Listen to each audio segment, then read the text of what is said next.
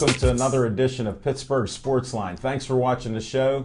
We have a lot of great sports to talk about. I'm Al Levine, the Talking Machine. I got Chip the Prophet Hainer with me.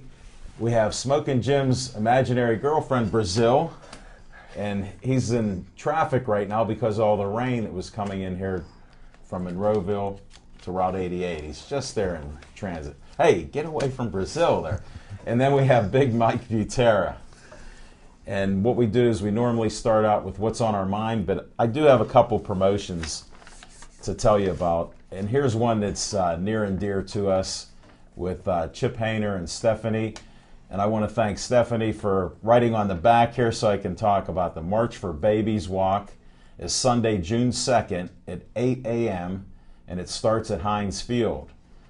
And you use this link, which is www.marchforbabies.org/team/honor angels. Hainer Angels. Oh, I'm sorry. Haynor. Hainer. Hainer Angels. That's the only thing Stephanie combined up there. Sorry about that. This is a great cause, and they need your help. It's to lose young children and everything like this. It's just a terrible thing, Chip. And the March for Babies, what this is, the funds that are used by the March of Dimes, this is their 75th year of the March of Dimes, but the money's used to help at-risk pregnancies, and we're walking in honor of the babies that we've lost.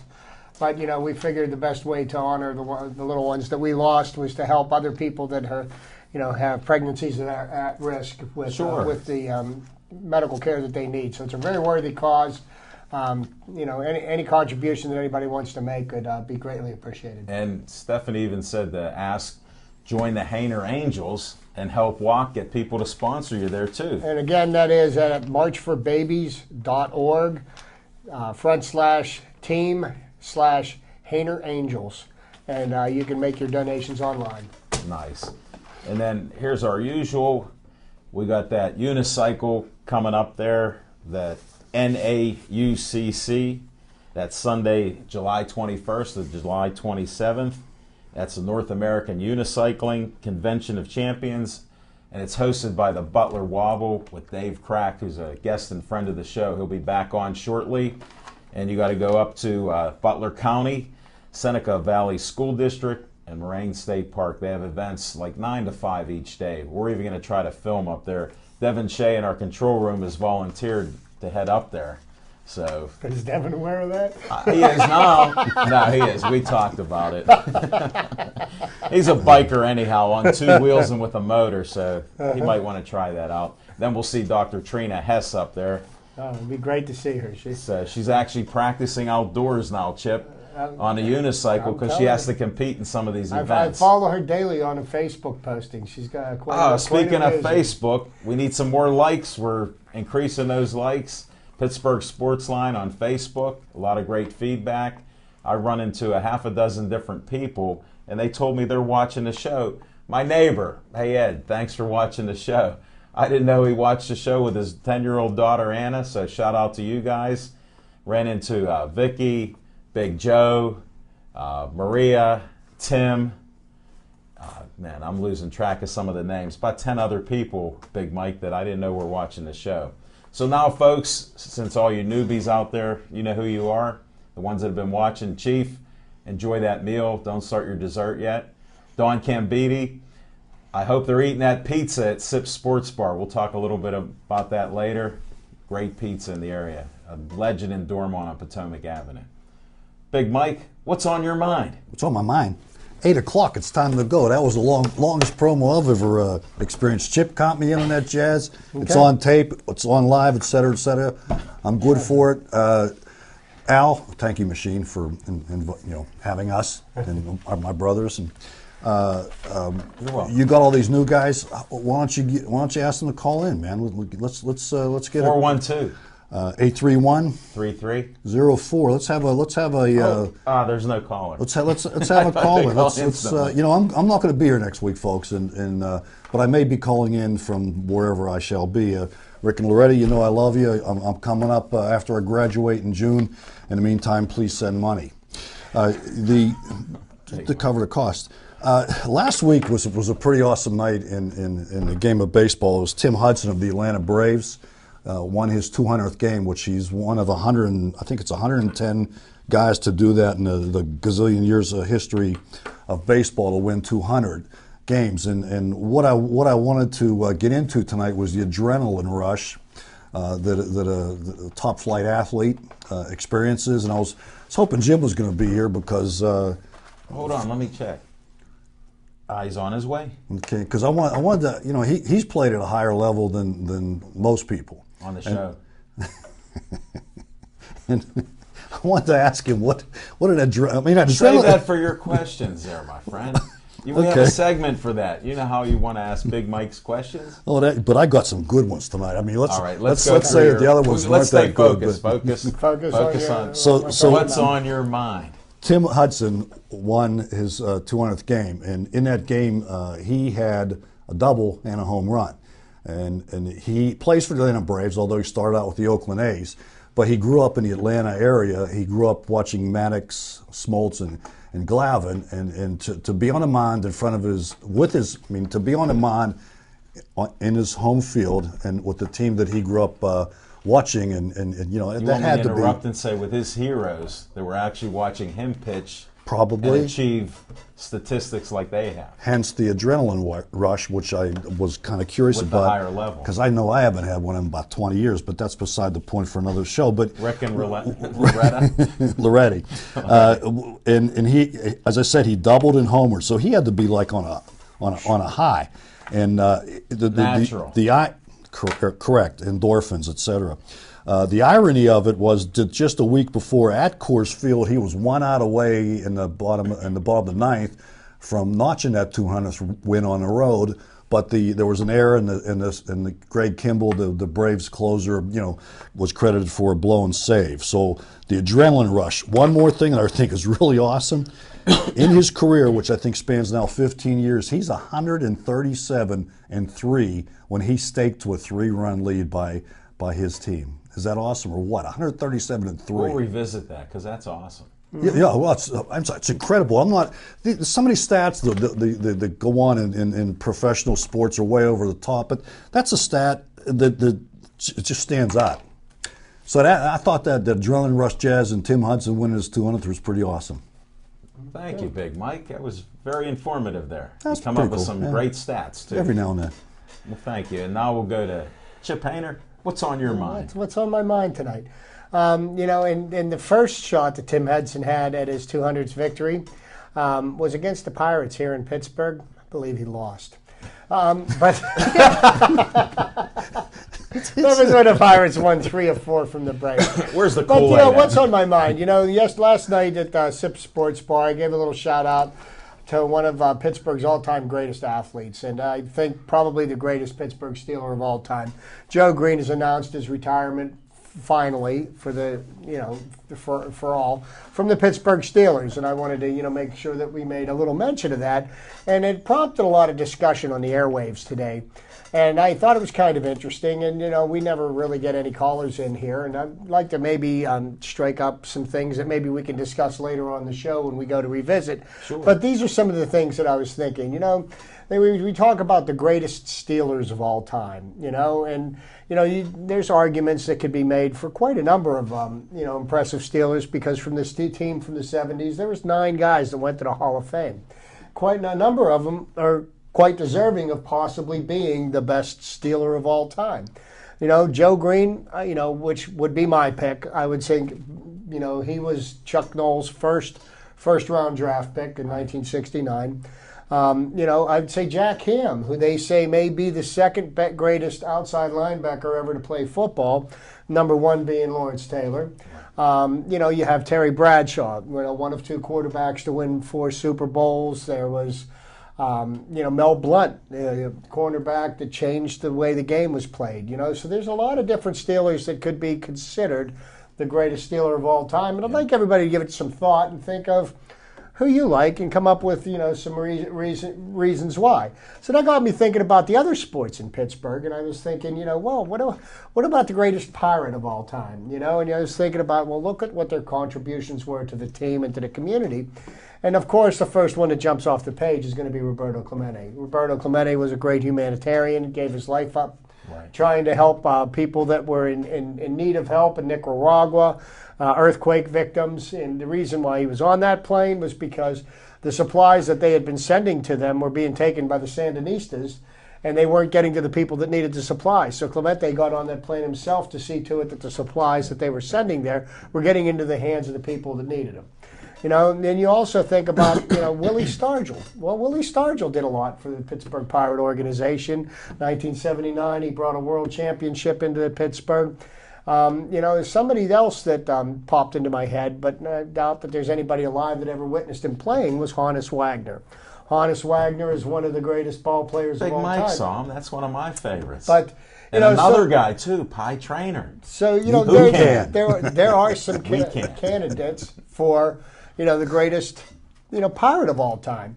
And then you've got the Pittsburgh Penguins, and I think the conversation begins and ends with Mario Lemieux. La Magnifique. You think about the great people that played on the Penguins teams, and most of their history is from the late '80s on. But you had Lemieux, you had that jerk Yager, you had Ronnie Francis. There was Tom Barrasso, who was a great goaltender, but How about Sil Apps? but a horrible Junior. human being. Okay, there was Sil Apps, there was Jean Pronovo. There was Les Binkley. I mean, there was a whole list of them, So I was thinking about that, and then of course I'd say Lemieux definitely takes the cake for the Penguins, because not only did he rescued the franchise more than once. First in 1984 when he was the first draft pick. Right. Then when Howard Baldwin was bankrupting the team and Lemieux took over ownership of it. And then once again when he couldn't get the arena built and that there was a threat to the team. So he's a three-time savior of the franchise. So that leads me to my last thought. Which of all these professional athletes was the greatest professional athlete in Pittsburgh sports history? That's something that we Save would like that to for do. another edition. That's something that we should think about and evaluate, and what criteria would we use to determine that. But that's what's on my mind. Pretty awesome, and that's a thought-provoking. There's a lot of there's a lot of different ways that every argument could go, and I really don't think any one of them are wrong. They're all great candidates. And I just got, we're going to have to go to a commercial break. Smoking Jim Frazier is in the house. Brazil, you're going to have to vacate your seat. So we're going to take a little commercial break here, folks, and we'll be back right with you with Smoking Jim Frazier.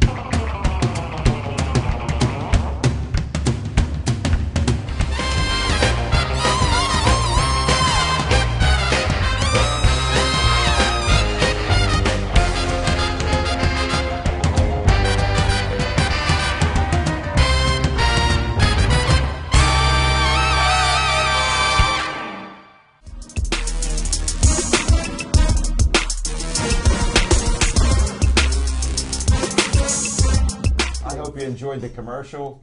Smoking Jim just made it off of Route 88 a thunderstorm. Here he is, folks. He's dry. And look at the shirt he has. How much did that cost you, Smoking Jim? You know what? I was prepared to pay for it, but I got it for free. So did I, and mine's in the wash. If it's free, it's for Me. And V. And we're still trying to finish up what's on our mind. We got a little talkative there, Smoking Jim, so you're actually out. What's Wow. on your mind? Oh, man, I feel honored. Yesterday at Sip Sports Bar, what's on my mind was inspired by my main man, Chip. But tonight, what's on my mind is, we're going to continue with the Spotlight Player of the Week. I think the Steelers have two players that are walk-ons, free agents that have a chance to make the football team. I spoke about one guy last week, and the other guy this week is an offensive guard center. He's 6'4", 300 pounds, academic All-American from the University of Notre Dame. Got a football pedigree for his name. That's a big word. I hope I'm using it right. But his name is Mike Golic Jr. A lot of people may know his dad. His dad was a overrated football player for Notre Dame and for the Philadelphia Eagles. But his uncle, Bob Golic, was a great, great player. Should be in the Hall of Fame. Was an All-Pro for the Cleveland Browns and the L.A. Rams or L.A. Raiders, Oakland Raiders, Anaheim Raiders. Pick one. But Al Davis's Raiders. Al Davis's That's Raiders. right. But Bob Golic, when he played nose guard for the Cleveland Browns, and the great, great Iron Mike Webster used to go at it. I mean, that used to be a bloodbath when they played against each other. That was a classic matchup. And so my Spotlight Player of the Week is Mike Golic Jr. He bench presses 225 pounds, 31 reps, very intelligent guy, and the Steelers have no backup offensive lineman, so he should make the team. What about the new guy they signed from Jacksonville? What's his name? Whitby? We'll revisit that. Well, thanks, Smoking Jim. Appreciate your spotlight there. They're always entertaining. Thank you, sir. And what's on my mind is Pucks and Bucks. I mean, that sticks in my mind that we got the Pucks and the Bucks. I know you're all switching between watch that channel, don't touch that dial. So thanks for watching us. We provide a nice brand of entertainment for you. It's not your traditional sports show. So on the Bucks and Pucks, I'm hopeful that the Pirates can win tonight. They're going to have a few changes from what I heard with guys moving around, coming up and down. And maybe we'll get Grilly back in the game again since he had a little rest, since the bullpen's rested a little bit. And then I think they just sent, McDonald for being a drama queen or something like that. His shoulder hurts now, so he's going to be on the DL. No, he's got put on the 15-day disabled list this afternoon. They're going to be starting Genmar Gomez in his place tonight. And they've already brought Josh Harrison up from Indianapolis, and he will be available to play tonight. Also, Francisco Liriano will be making his first start for the Pirates this Saturday in New York. But, there's been questions about J-Mac's performance this year. Okay, and we question it all the time. And everybody seems to think that there's something going on up here. But I've heard several people talking about the lack of velocity that he's had over the last couple of weeks, and he keeps on insisting that there's nothing wrong with him. And and here's a guy that's being given a chance to be a starting pitcher on a winning baseball team at the major league level. And, if he has been having problems with his shoulder and has not been forthright with his team, I think that does not bode well for his future here in Pittsburgh. And I hope whatever's wrong with his shoulder gets healed. But, he owes it to the team and his teammates to, if he's not able to perform at the level that he's expected to, then he needs to step aside so that somebody else can come in. You think the Pirates are blacklisting? I tell you what, I think if Charlie Morton gets back, that J-Mac may not have his spot in the rotation if he isn't injured. Well, I think he may revisit the minor leagues. because look at Tabata. He looks in shape. I don't think they're going putting him into minors. I think with J-Mac, for him to get to the minors, he's going to have to clear waivers, and he'll get taken off the roster because somebody will snatch him up. It might serve a great method for him to improve his game and not worry about what he does here for half a season. So who knows? I'd hate to lose him. I thought he had a lot of great talent. And that's part of what's on my mind. Go Pens. Let's not give up on them. They're going to win tonight. I believe that every night. And the series may go 7 games. So don't worry about it. Big Mike D, who missed our show last night, he was running some errands in the jitney service that he has. So he said they can still do it in 5. So check out Pittsburgh Sports Nation on Facebook, and he blogs everywhere. Now we're going to go to our segment, Revisit What's on Our Mind. And I wanted to start out with that statistic with Hudson.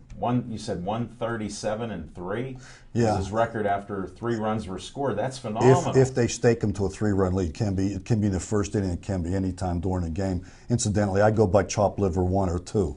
Since his main man is Chip, I have to be chop liver 1, and you're chop liver 2. And, so I call you Pate? You guys. And your point to that. I have no clue. But here's another thing about Tim Hudson. He's in select company. His winning percentage is .656, and the only 200. I don't know what's the modern day. The only modern day 200 game winners from 1900, maybe. Yeah, but dead ball. They also factor in a dead ball whenever that was. Early but nonetheless, 1900s. well, probably so because one of them is in that era. But the only modern day 200 game winners with a better career winning percentage are Whitey Ford at 690. That's incredible. Pedro Martinez and his monkey at 687. Who did you say first? Whitey Ford, the chairman of the board. Pedro Martinez and his monkey at 687. Lefty Grove, who was actually a righty, but he threw lefty, is at 680. Christy Matheson from the modern day at 665. Roy Halladay, who's in jeopardy, at 663, and Roger Clemens, my main man, at 658. Well, to speak to some of your statistics, you say, Tim Hudson has done a great job. Winning 200 Major League Baseball games over a 15-year career is a pretty impressive statistic. But I look at one of the measuring sticks that we look at for Hall of Fame pitchers is that magic number 300 wins. And I honestly feel, in this age of specialization with the pitchers and everything, that we're never going to see another 300-game winner.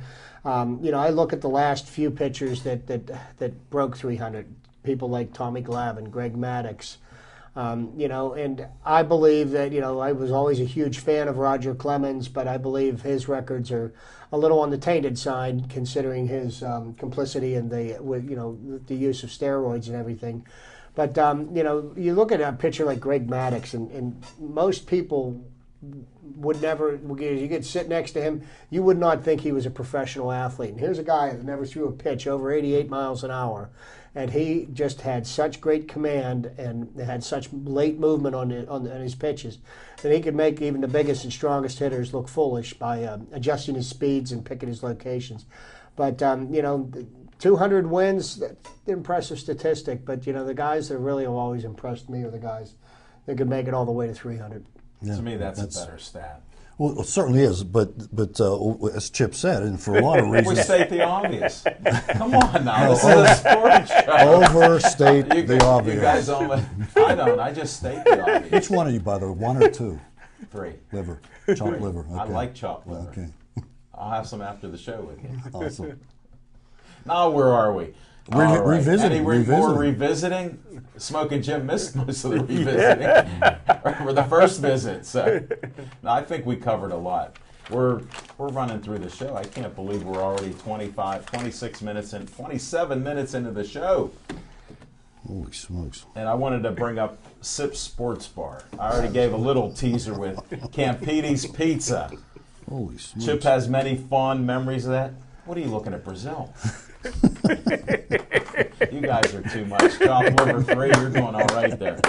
Anyhow, don't forget 50-cent pizza Tuesday nights while you're watching our show on Verizon anywhere. And Don Campidi has that pepperoni Imported from Chicago, especially Really? for Yes, his he pizzas. does. Oh my God, That's good you got to pizza try in one of the Chicago. pepperoni pizzas. I recommend the double. We're going right pepperoni after pizza. this, Smoking Jim. I'm telling you, it's good stuff. We're not going to go to Campedi's, but we'll go to Sip Sports Bar. And then Thursday night, I know I was there last week for 25-cent wings. What night? Thursday night. Then you seem to forget what night that was. That Smoking Jim may make it. We don't know. I'll He's be trying there. to schedule I'll a be run. there. He's a busy man. Then Friday they still have the jumbo fish special with coleslaw, $7.50. And they have entertainment. I'm not up to date on it. Check out their Facebook page, Sip Sports Bar. But it was a great show. We had another BPTV first that I want to tell you guys about so you can watch it. We had a singer, Armand Ashley, who this guy has a voice that he's got nowhere to go but to the top. He has a CD coming out in the next couple months. We had his sponsor there, RJ, and Lori was there. Really great people. RJ's with Energy Plus. And Armand sang us a few bars of the national anthem Halfway last night. through. And I want to tell you what, it was very impressive. He sang the national anthem for the Pirates game last Saturday, and this young man is just an amazing Look a little like Stevie Wonder, don't he? He does have some nice sunglasses, and he's a local guy, right from East Liberty. He sings like a nightingale. Yeah, Man. he I'm does. telling you what. You can go check out his page, Armand Ashley. Just check that out. We want to promote him. He's a great guy. He'll be back on our show. Absolutely, friend of the show. And we had Cat Ferrari and the Pittsburgh Force. Yes, sir. Had some great players there.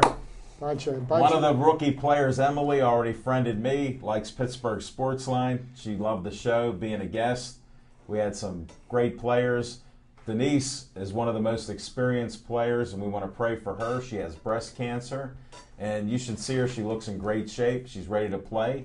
So, I mean, we'll just keep her in our prayers, too. It's a great bunch of ladies. They'll be starting their season in 2014.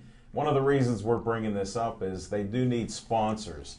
It's $500 to sponsor one of the ladies so they can play football. They're trying to work some jersey deals and equipment deals. So anything you can do to sponsor a player, we'll have them on as many times as they can show up each week and put their rookies out there and some of their experienced players. So we appreciate your support.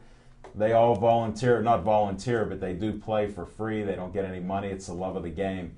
And we're all about sports here in Pittsburgh, and it's a Pittsburgh team. So that's another one of my announcements, Big Mike, and we're going to move on to some of the next three favorite segments of the show in my book. The next one is Fiction and Fact from Smoking Jim Almanac. Thanks, Al Levine, the talking machine. And if you want the green, Whoa!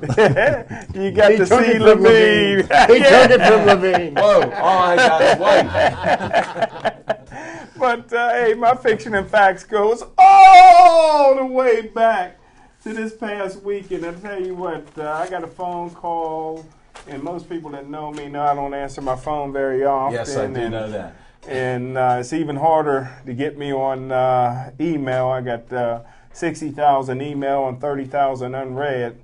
And that's just last week. But I got a call from California late last Wednesday night. A public relation firm in California, and they asked me if I would be interested in doing an exclusive interview with a guy that's ranked #1 in the world. I had to ask them to clarify exclusive.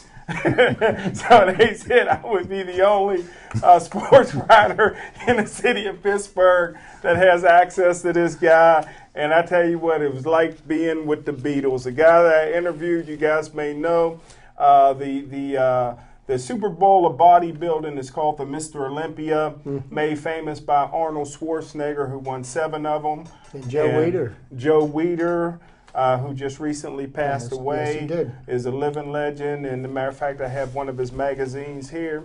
And a young man that has won the last 2 Olympias and favored to win about the next 10. Wow. Is a guy that I had exclusive interviews with, and we made a great friendship. He was here in Pittsburgh, and I'll show a picture of him. This is him. This is Phil Heath. Hold that for the camera. Phil Heath, I'll hold the camera. No, just hold it in front of you. He is shredded. And I tell you what, No, he's that's wrong, shredded. fellas. But the thing Let me that hold it. I'm holding it. What, how can I be wrong? Get that. okay, I'll get it in. I'll hold it close in up. front of me. But I tell you what makes this guy so unique, There if you you go. guys get a chance to see his story, he actually went to the same high school as the drunk Samoan for the Steelers. No. Yeah. Alameda, Yeah, Te Amo. yeah, same high school. It was all black high school with some Samoans and Mexicans added. And he actually won a state championship in basketball with Jamal Crawford was one of his basketball players that plays for the Clippers now. He was the first ever at his high school to get a athletic basketball Division I scholarship. He went to the University of Denver, which is an all-white school. So it was a How does this transition. happen? He went from all black to all white. But after 4 years, he bulked up to 5'9", 180 pounds as a basketball player. Did you say 5'9"? 5'9", and he wasn't recruited by the NBA, so he began lifting weights with some students at Denver because he did 4 years of college, but was a year and a half away from a degree, and sort of like myself.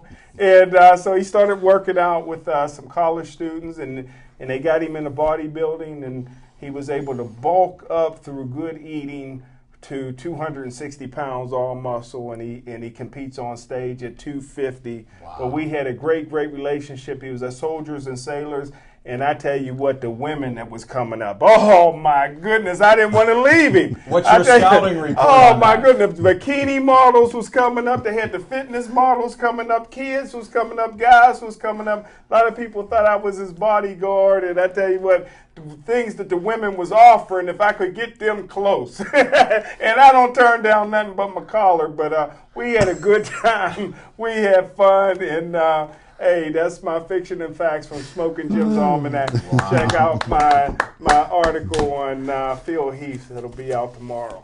And the new Pittsburgh Courier. And then see it all over Facebook. We'll have it on LinkedIn. This guy, we're trying to get him a golden quill. He has one. Well, I don't know if the people from his friends from the University of Denver will get the Pittsburgh Courier, but I know the folks in his high school will get it. There you go. Thanks, Smoking Jim. And now we go to my second favorite It's incredible. time. Chips trivia time. Yeah, thank you, Al. Second.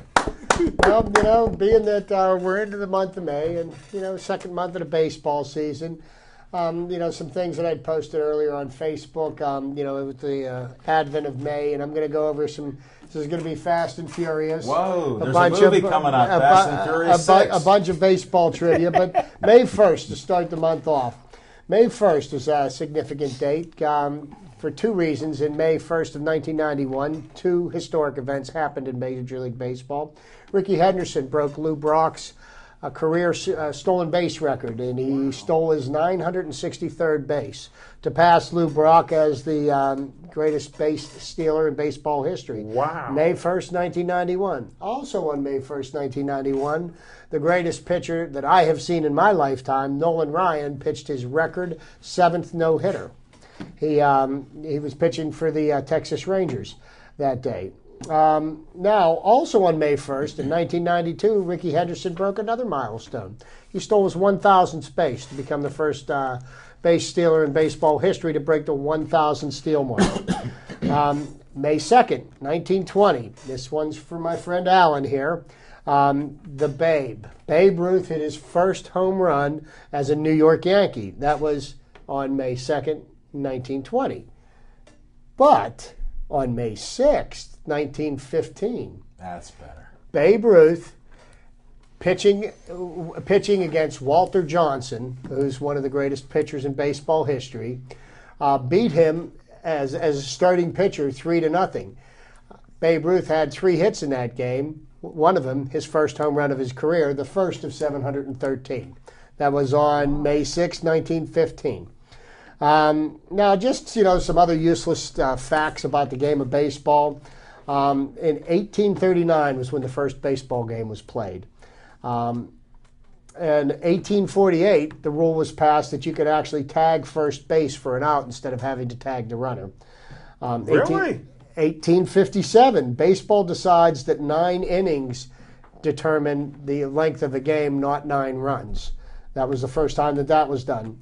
The very first professional baseball team in the United States, 1869, the Cincinnati Red Stockings. In 1874, the batter's box was adopted. In 1876, the National League was formed. In 1883, the first game was played under the lights. And in 1890, we were talking about Tim Hudson and his 200th win. And I talked about the measuring stick of 300 wins. Well, there was a gentleman, his name was Denton True Young. He was probably the greatest pitcher in baseball history. He had 512 wins. Really? And in 1890, he pitched his very first game and he won it. Most people recognize his name by his nickname, that is Cy Young. Wow, I like that. Well, let me ask you this, Chip. What was the Cincinnati? Did you say something? Cincinnati Red Stockings. So that was different than the Redskins. Let me ask you guys this: do you guys think that it's politically correct for it to be the Redskins, or you think they should change it? My personal opinion on that, I think if we waste our time trying to pass legislation to get them to change the name of that football team, we're wasting taxpayers' time and money. Well, if they're going to to be honest with you, the team, I don't see how anybody could find that name of that football team offensive. I agree with it, but I do think that if they do change it from Redskins, I think that the baseball ought to change from stealing bases with all these brothers stealing bases. I think that's politically not correct. Change that on Ricky Henderson. I agree with Chip. Yeah, but they're for a proud different to reason. steal the bases.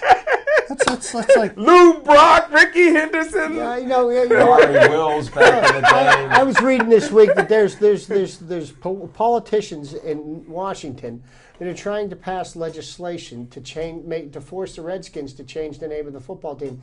And I'm sitting there looking at people standing in food lines, not getting food stamps, people getting their unemployment benefits cut off. We've got bigger problems in this country to worry about that need fixed than changing the name of a football I agree team. with that, too, because I was supposed to be in Cleveland today, but I didn't go because I didn't want to be kidnapped. But for 10 years. You're not a lady. wait a second. This just in. Hey, one question though, Chip. I don't see anywhere on there Abner Doubleday that he founded 4-foot baseball. guy? They made that up. Abner Doubleday. Well, He didn't really invent baseball. The thing about the Cincinnati Red Stockings, and they being the first game, and this is only within the last few years has this changed. But one of the things that happened every spring was the Cincinnati Reds would always play the very first game of the season. Like usually, Pirates started the season, their first game was April 1st. That was on a Monday. And usually, what the Reds would do is they would play an hour earlier. Their first game would start an hour earlier than everybody else, in homage to the fact that Cincinnati was the first professional baseball team. Now, Major League Baseball, in its infinite wisdom, and I think we can attribute this one to Bud Selig, saw fit that to break that tradition, but I think it was a good tradition to have. I don't see why other teams should have to. I mean, come on. The first pro team was in Cincinnati. Let's give them some props, Yeah, that's 18. You mentioned 1883 is the first night game. Yes, sir. Edison wasn't even alive then. I don't know how they pulled First that game off. played under lights. Lights, electricity. Oh, by the way, this is truly just in. The Cleveland Browns have changed their name to the Cleveland All-Encompassing. So, that's just too much of a waste of time, as Chip said. Now, Hold it. We got to go to another segment here. Big Mike's dial questions. it in, and my questions were everything that Chip brought up, so I'm going to wing it. Everything. What's the different thing here? Oh, sorry. You guys got to help me out on this one. Jason Collins, the guy from last week, Yes. he's getting endorsement deals, but they didn't say which deals. I'm kind of curious as to what type of endorsements that guy's going to get. Any suggestions? Okay, now tonight's questions is well, I don't know. I'm curious because they didn't say. When you find out, you'll be the first to tell us. Probably a walk-in closet.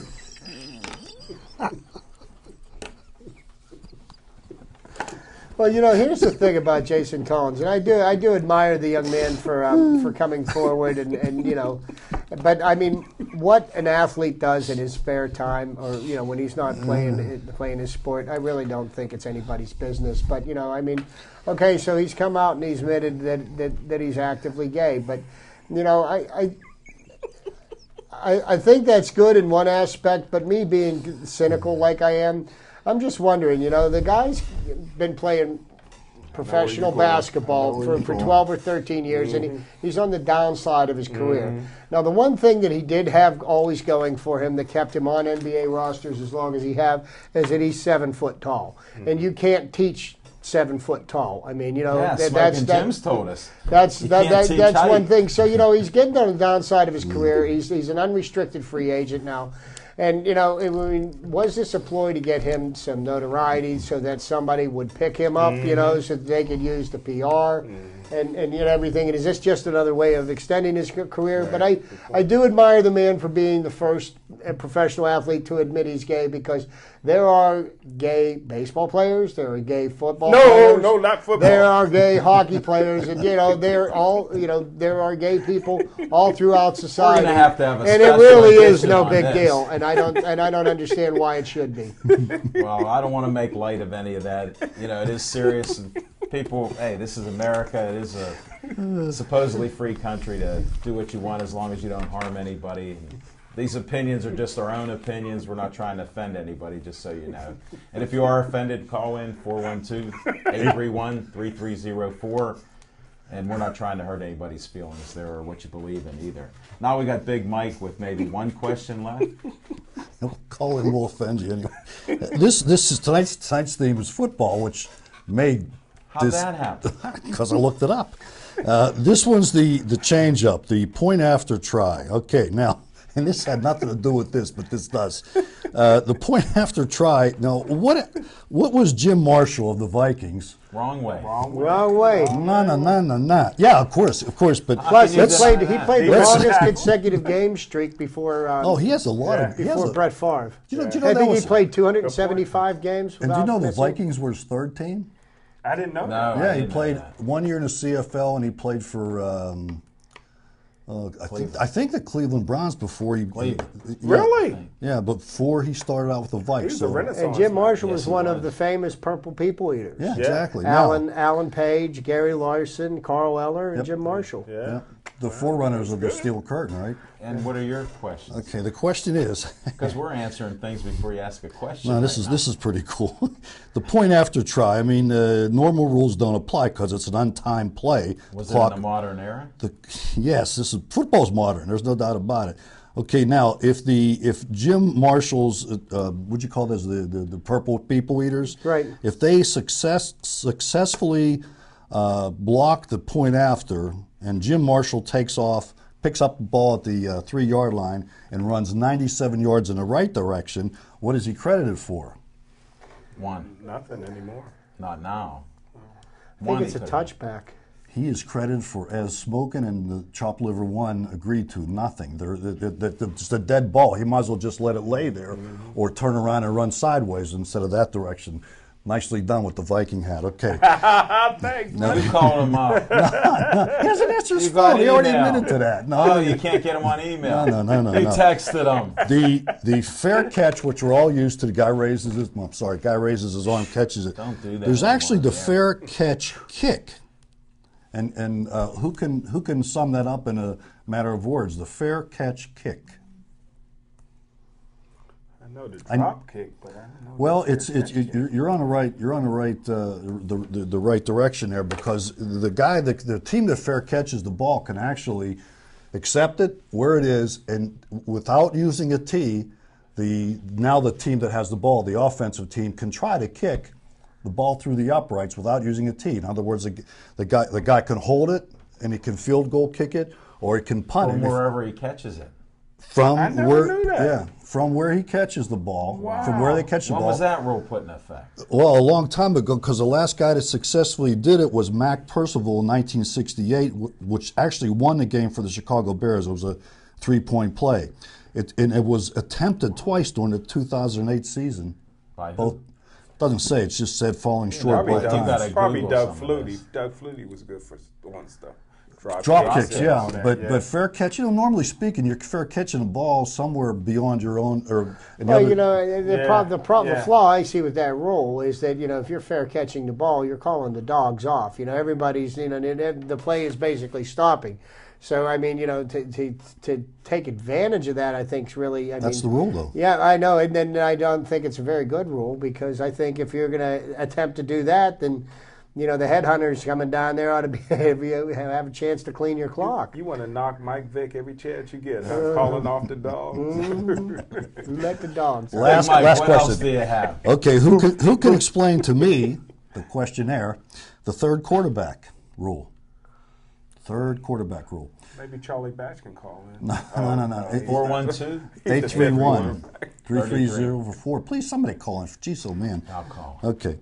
Okay, the third quarterback rule. I didn't even know that existed, but there is a third quarterback Well, you don't rule. have to put him on your roster. Well, He doesn't say count for your example, your roster. first two guys the two quarterbacks you have in the game. That's the only time if the third quarterback goes in, none of your first two quarterbacks can play after that. Right on. See that? That was the hard ball. Nah, that was He easy. got it. I didn't know that. That was on my finals for my general studies degree. He aced it. I aced it He again. aced it. Which general? Well, it was the second. It was the second general. And I meant to speak to this a little bit earlier when Big Mike mentioned this, but he keeps on mentioning, the hard ball and everything, and he was talked about the dead ball era, And it's funny that you mentioned the that dead because ball. I was on the way here tonight. I heard them talking about the baseballs and what they used to do in the old days. A baseball they would use the same ball throughout the whole game. So when somebody would hit a home run or hit a foul ball into the stands, that the players would have to go up and retrieve it from whomever caught it in the stands because they didn't have any extra balls. But several years ago, just out of sheer curiosity, we were at a Pirate game, and I'm noticing that after every pitch, they're taking the ball out of play and they're bringing in a new ball. An average Major League Baseball game, they go through 276 baseballs every baseball game. That's a lot of balls. And you know what That is a lot. and you know what the weird part about that is? No. The weird part is if a team had 13 singles in a row, that ball stays in play until, picture this. When the ball's hit into the outfield or it's an infield play or whatever, that ball stays in play. Well, the only time watch how quickly the ump switch the ball out. when the ball, if After, the pitcher, almost after every pitch, I swear, because the pitch has to go into the dirt, and then the catcher just goes around, the guy grabs it and throws it out. Well, but if now even the pitcher, though it doesn't anytime feel the right. catcher Right, requests a new ball, Really? the umpire will but give him that another ball, that same ball can stay in play as long as, it would only be for as long as the one team's up for the inning, as long as the ball doesn't go into the dirt when the pitcher throws it, or he doesn't ask for a new ball. Whenever the guys are, the ground ball is second What's baseman. the odds of that? I don't think but it happens. hence, No, but- the fact that they're bringing on all these fresh baseballs, that's what the difference between the dead ball era and the live ball era is. Because as the game went on, the ball got beat up and beat up and beat up. It would become heavier. It wouldn't fly as far, and so. Why do you think they said they knocked the cover off of the ball? Wow. The they stitching used to. come loose. Yeah. Then another thing that they had on the field. I don't know if you guys know this. Oh, yeah. They left their baseball mitts on the field between innings. And what else was on Really? it? What For else was what? on Jock the field? straps. What else was on the field up to the 1930s? And in addition, I mean, I forget. Tobacco. No. One No, no this jack- this is crazy. One no 42s. The photographers were on the field. They were on the field, like in between the third base and first base line. They were on the field. I missed it. Tell So me now, about it. now what they did is they made them take their glasses off. They put a funny hat on them, and they're wasn't now in there called yet. umpires.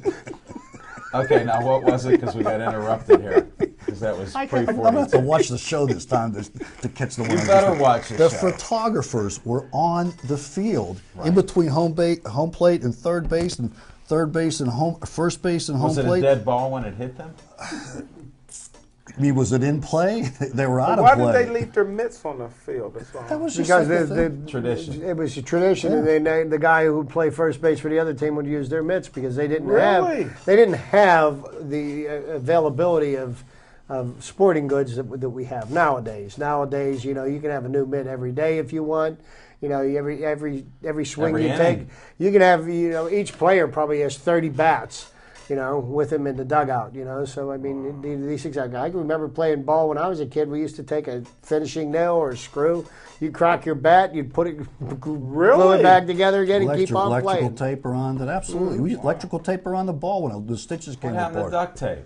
You didn't have it back then. No, I actually didn't. No, sure didn't. It was They all told us electrical to not tape. feed the ducks. Yeah.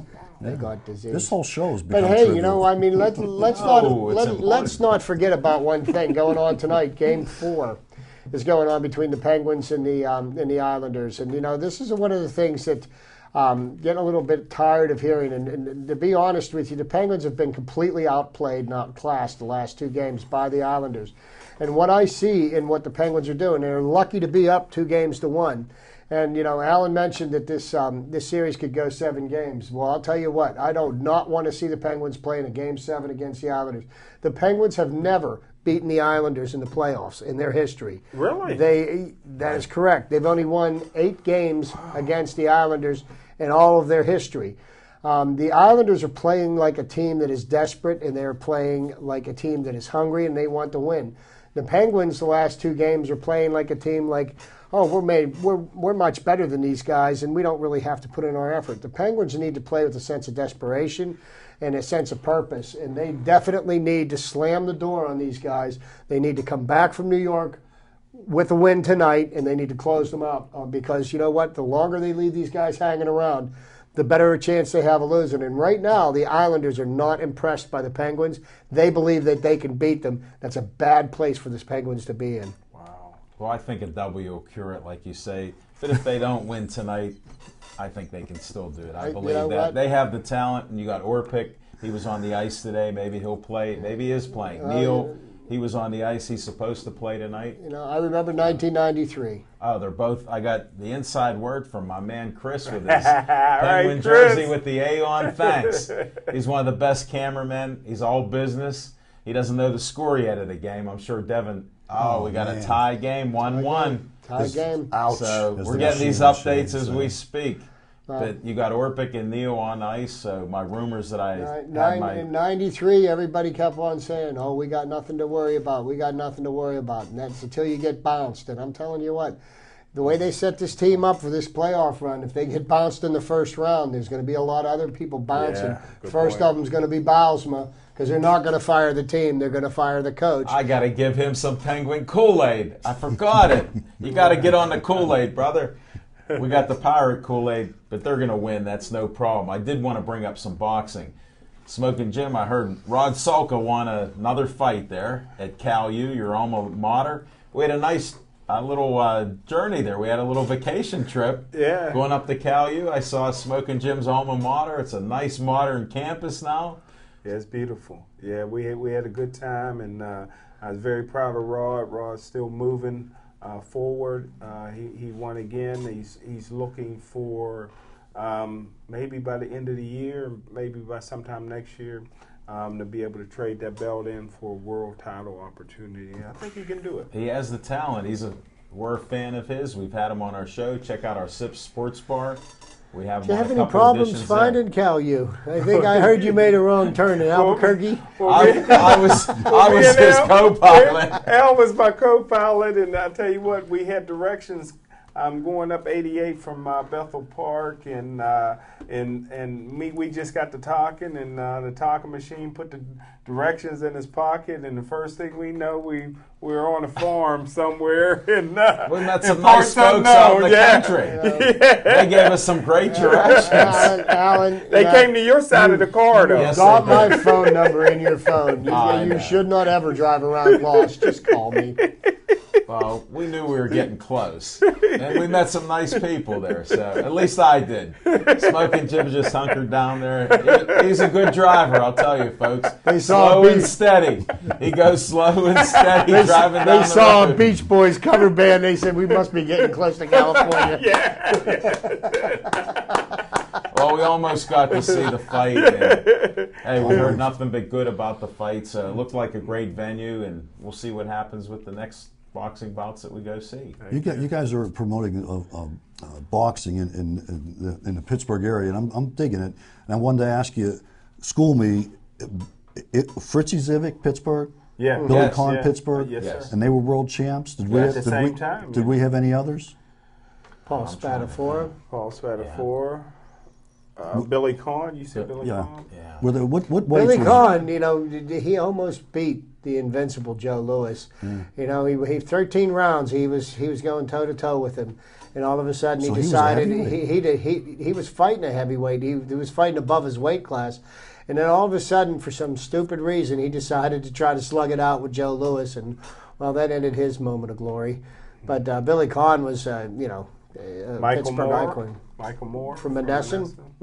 How much was Billy giving up in that fight? Probably 40, 50 pounds. Really? Maybe. Holy Wasn't smokes. it? I Yeah, know, he was light on a heavyweight, boxing yeah. note, what boxing champion held his title longer than anybody else? Larry Holmes. Oh, Joe Louis? There you go. Joe Louis. Joe Louis held his belt. 25 years? No, it was 11 years and I believe 8 months that he did. But I heard Now, that. Joe was still holding. Joe Louis is making a comeback. No, By but 11 that- years. But he held his title for 11 years, and you think about it, that was back in the day when those guys would fight 5 or 6 times a year, Yeah. and they fought all comers. Contenders. Yeah. They fought everybody. They, you know, I mean, you know, there was no time off. Like, you know, you remember, you know, Sugar Ray Robinson and Jake LaMotta, two of the best fighters of all time. They fought each other, what, 6 times? 6 times, You know, yeah. and Money Mayweather, he, you know, filled his bank account again this past weekend, hand-picking his opponents, Yeah, man. he And, you know, did, and I think, you know, he may be undefeated and he may be the richest boxer that ever lived, but I think his legacy is tarnished because, you know, he hasn't fought the best haven't out fought there. anybody, You know, yeah, you're I right. mean, when he had a chance to fight Pacquiao, when Pacquiao was on top of his game, the lawyers, he dodged, Yeah. he juked, he, you know, blah blah blah. Good point. Hey, you know what? You know, one of the fighters that we've been interviewing on our show, Rod Salka, Sammy Vasquez, all the rest of these young men that are Fast fighting in the Pittsburgh gyms, these kids all want to fight whoever they can fight. They want to fight frequently. They'll take on all comers, and I love that attitude in boxers. And I wish, you know, some of the, you know, I wouldn't pay $70 to watch Mayweather fight anybody, you know, especially not a hand-picked opponent. Chip, I got to butt in because we're down to the last minute of the show. Big Mike, you want to promote anything? You got anything going on? No, I just wanted to say that this Crosby's on this cover Sports Illustrated only regionally speaking, and people say, you know, like Mike Milbury, the announcer. He's a moron. Yeah, I know that, and he says that Crosby's a diver, and other guys say he's a diver. Who, as an elite athlete, wants to be on their skates with a puck on their stick more than that guy? He's not taking dives. I'm glad you're drinking the Pittsburgh Penguin Kool-Aid, but Love we're it. running out of time, folks. I hate to cut you guys short. Smoking Jim, I know you had a late appearance. You owe us some time, so you're getting docked a couple bucks. No, same thing that we always get each week. Chip, Big Mike, thanks. Smoking Jim Frazier, thanks. Appreciate you guys. Thanks, everybody, Chip for tuning Hayner, in tonight.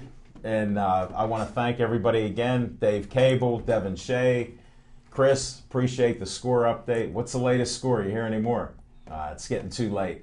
Hey, thanks for watching the show, guys. Come to Sip Sports Bar. We'll have some more great sports talk and some fans. And shout out to any of our new listeners and people watching.